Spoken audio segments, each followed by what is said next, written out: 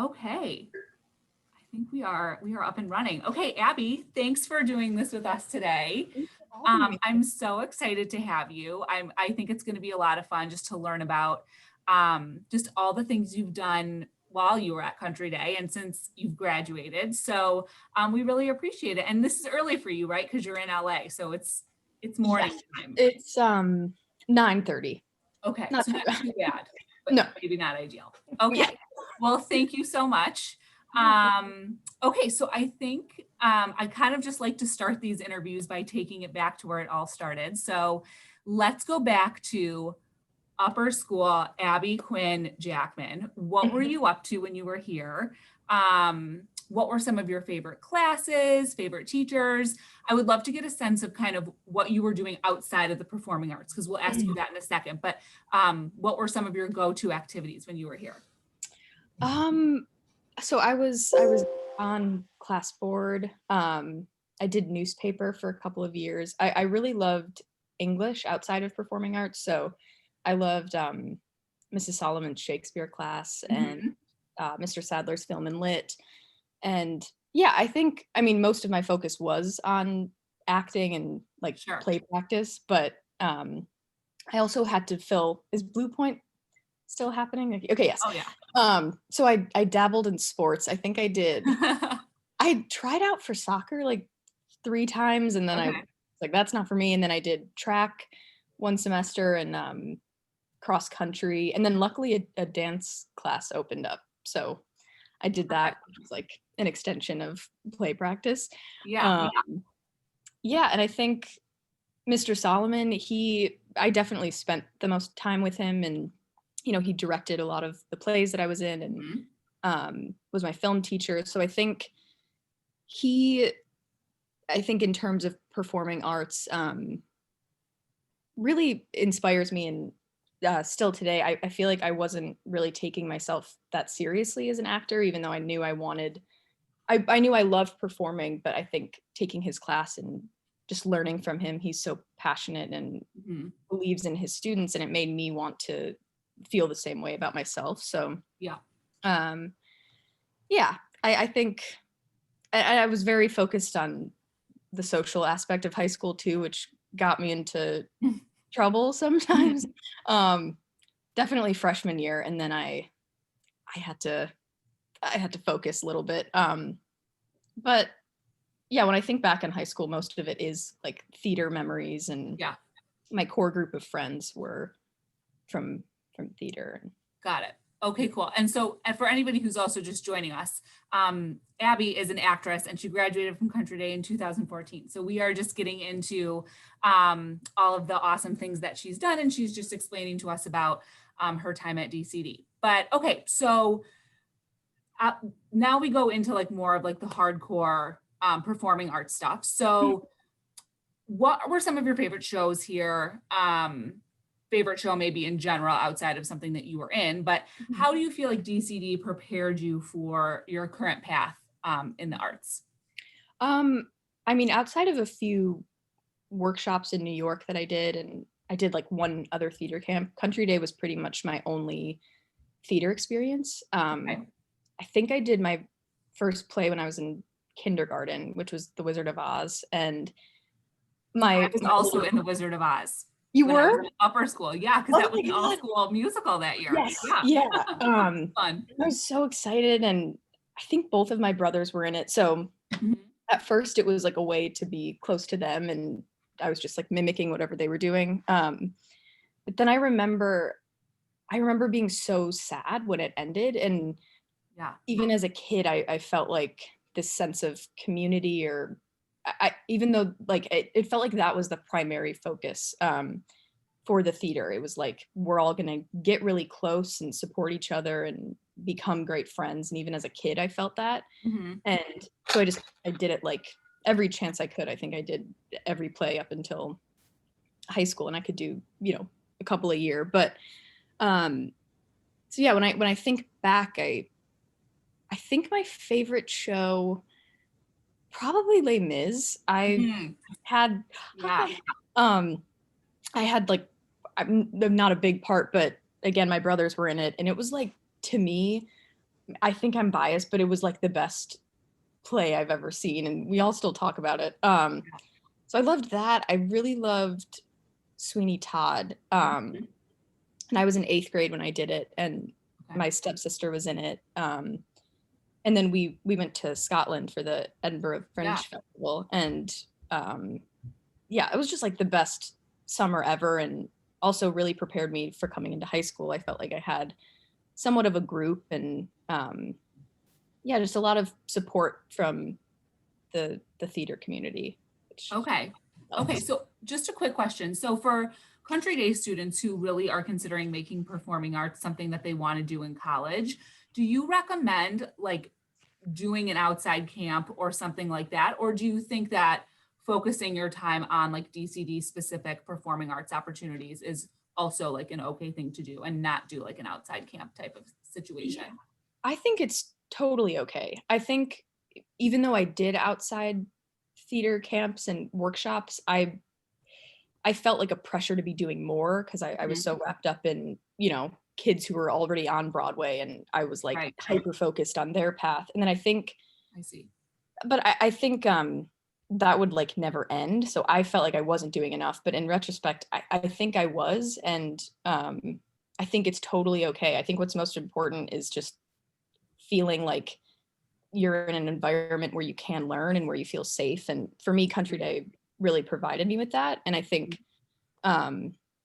especially for theater, because you're only going to grow if you feel comfortable and like you're supported. I think it could help. I know that a lot of my friends I went to college with had a similar path. They pretty much only did like high school theater. And then I think maybe just going to New York and being exposed to that, and it's kind of like a bit of a reality check and can be pretty helpful at times. So I think if you can do that, it's great. But I definitely don't think it's necessary.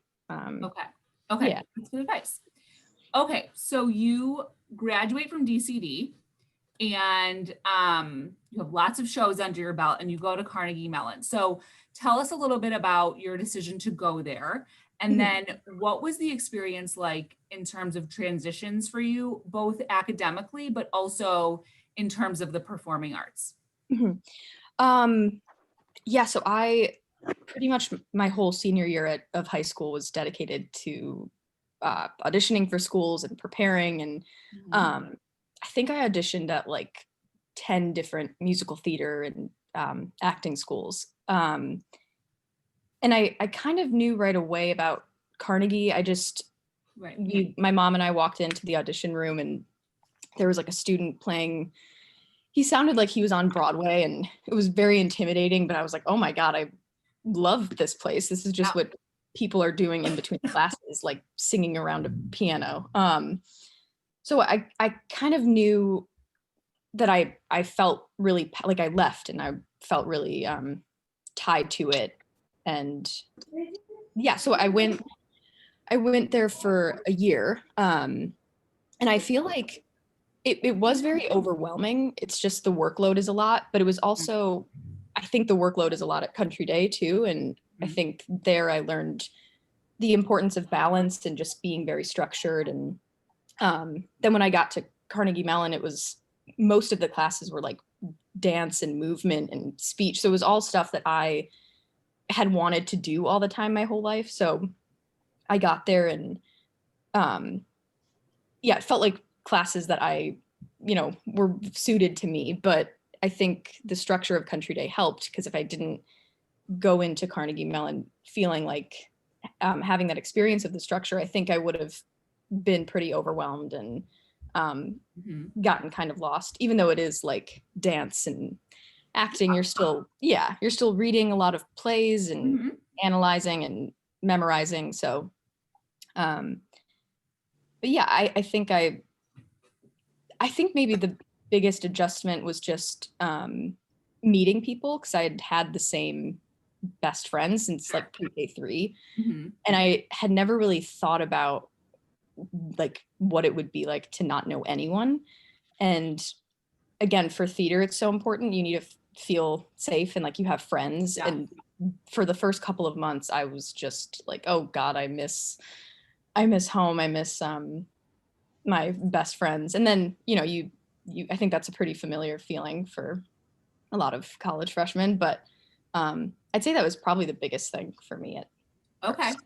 Yeah. Okay. Okay. So after Carnegie Mellon, can you walk us through kind of your career, and what roles you've taken and why, and maybe what's been your favorite role? And if you have any fun celebrity stories, we would also love to hear those. Yeah, so I had wanted to take a gap year after high school, and then it just didn't really work out. I had been auditioning pretty much all through high school, but I was doing like self tapes in my kitchen with my mom. Like it was like I love that. started to become really stressful because my whole family was involved, and I had other stuff going on, so I knew I wanted to just be in New York or LA and really commit myself to auditioning in person. But yeah, so that didn't work out right after high school, and then I thought that I would take a gap year after my freshman year at Carnegie. Okay.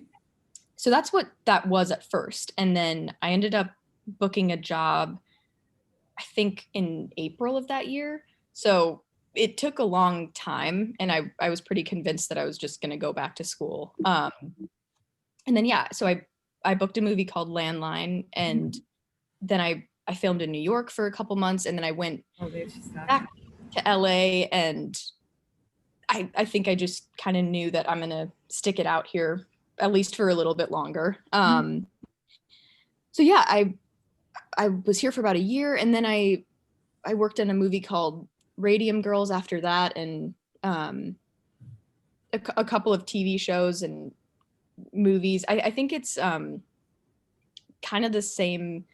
Even the actors that I talk to have been working their whole lives and are like some of the most famous and well-established actors. It's a similar feeling, I think, for your whole career. You never know when you're gonna work again. You never know if you're gonna be a part of a project that you're passionate about. There's like no guarantee, and I've learned that never really goes away. But yeah, luckily I've gotten to work with some of like the actors that I've looked up to my whole life, and luckily my mom was really supportive and let me come out here after only 1 year of college. But yeah, so I think did you say favorite? Yeah, like what are some of your favorite celeb stories? I think I filmed a movie called After the Wedding, and I was getting married in it.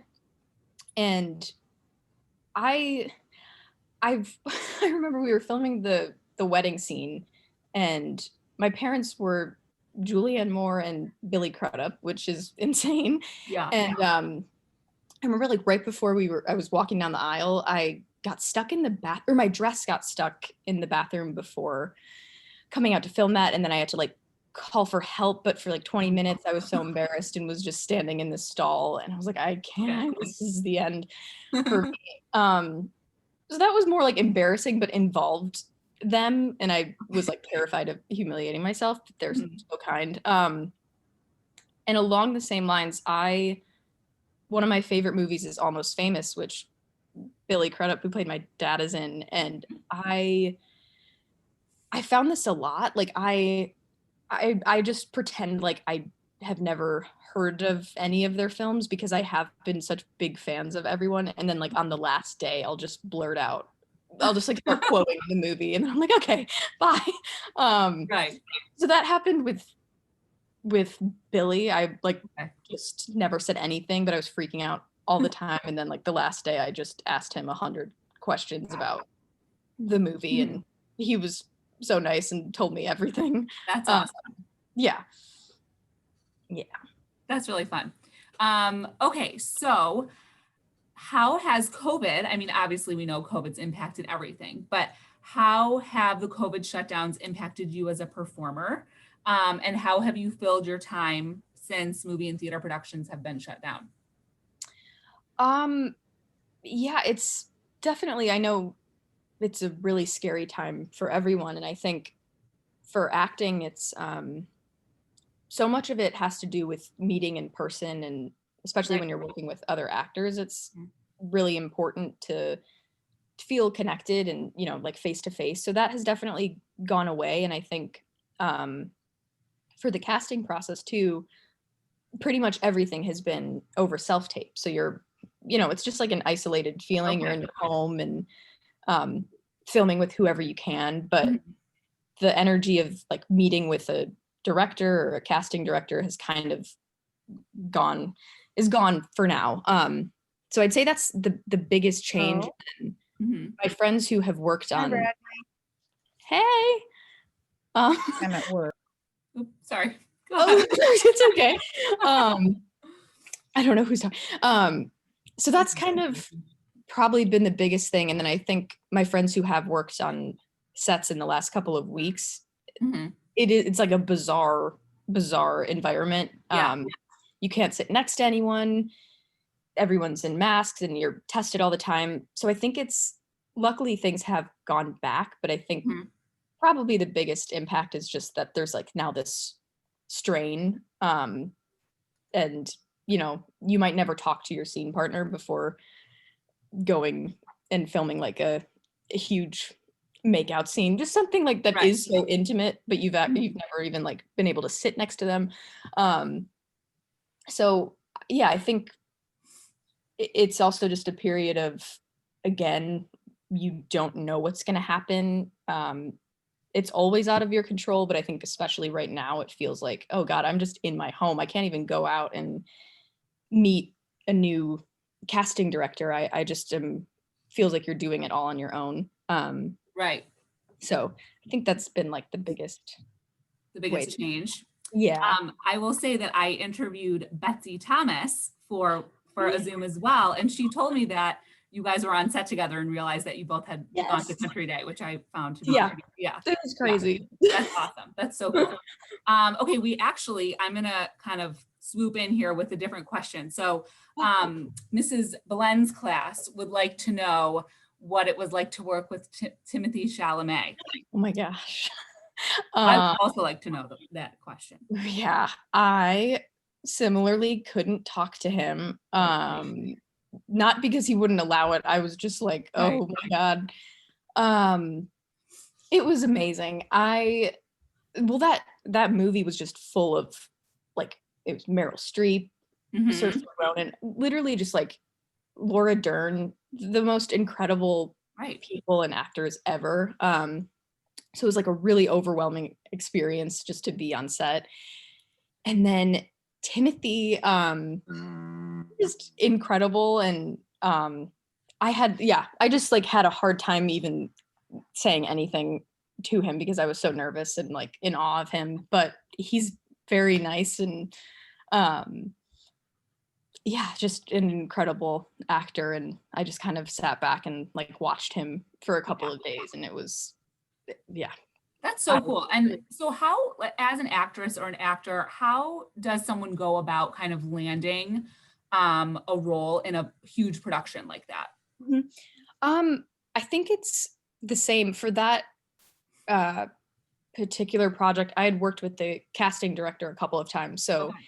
he had emailed, I think, my manager and asked if I could just put one scene on tape. And then I sent it to him. And that process was pretty quick. It was like, Mhm. I think I found out in 2 weeks because it was a small part. It wasn't like um, one of the key characters. So they cast that pretty quick. But I think that's usually how it goes. If you have an agent or a manager, then a casting director will reach out to them if you fit a part, and Yeah. then they send you the script and the sides, and then you know you go out. So I think sometimes parts are just directly offered to people, and that happens a lot too. But Right. for the most part, it's like you know you get audition sides through your manager or agent, and then you go on the audition. Okay. Very cool. Okay, Abby, one last question. Mhm. So what role do you feel like the arts play in society? And just given our current times, how do you feel people can best support the arts when so many organizations that we love are at risk of closing their doors forever. Yeah, I think as a kid, I know that I loved the arts and acting because it was a way to play pretend, and it was a way for me to escape from just anything that I was going through as a kid. So I think I found that that's what drew me in the most at a young age. And now, as I've grown up, I feel like I find the most comfort in seeing other people's realities and being able to identify myself in a character.